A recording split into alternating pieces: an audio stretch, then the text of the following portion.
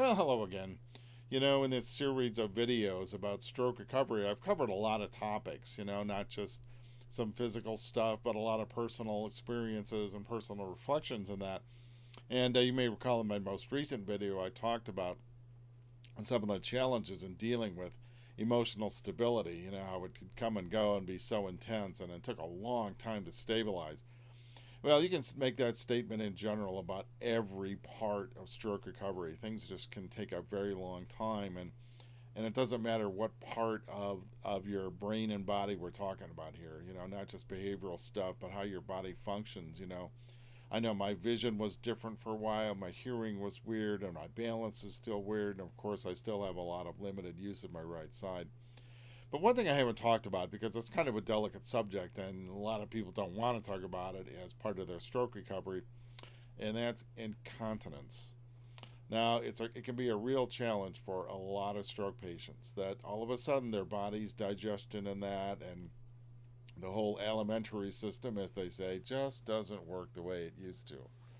And some people have virtually no control at all of their bodily functions. And I mean, it's tremendously embarrassing and really depressing. And of course, it really limits your ability to get outside and do anything and want to go anywhere and be around other people. I mean, it's very depressing.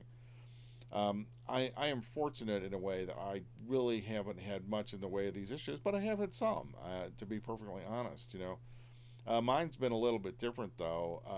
Some people get very little warning or no warning at all that they need to go to the bathroom, and it can cause them a lot of trouble, obviously.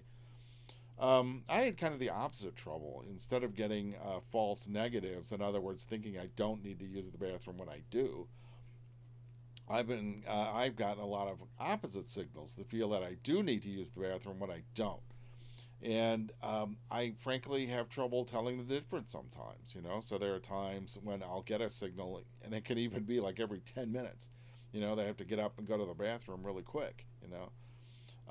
And yeah, it's frustrating and it's embarrassing and it's limiting, not in quite the same way it is for people who have the opposite problem. But for example, when my wife and I take road trips, I have to stop a lot sometimes because I have the feeling I need to go to the bathroom. And I really don't like it. And of course, obviously, it's something I've been trying to work on and waiting for my body to get better about. And for the most part, it really is. I mean, I can function relatively normally.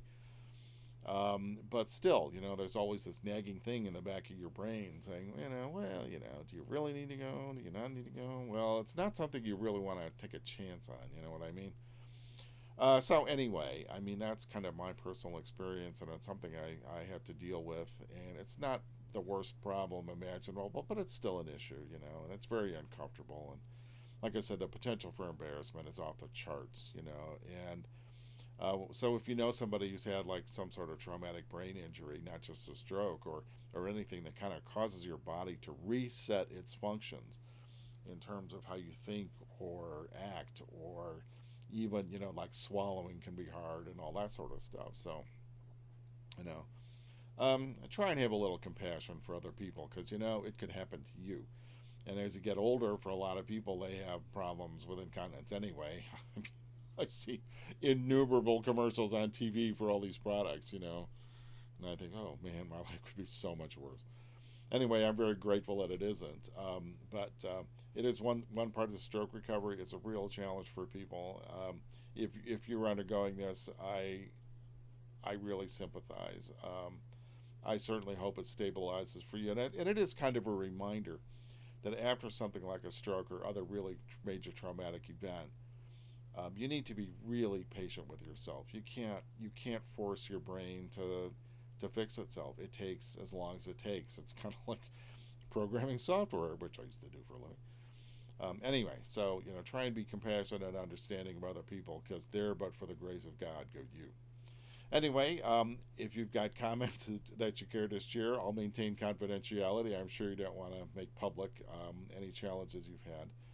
And thanks again for watching. And be sure to like, give me an upvote, and subscribe and tell your friends and all that. And we'll see you in the next episode.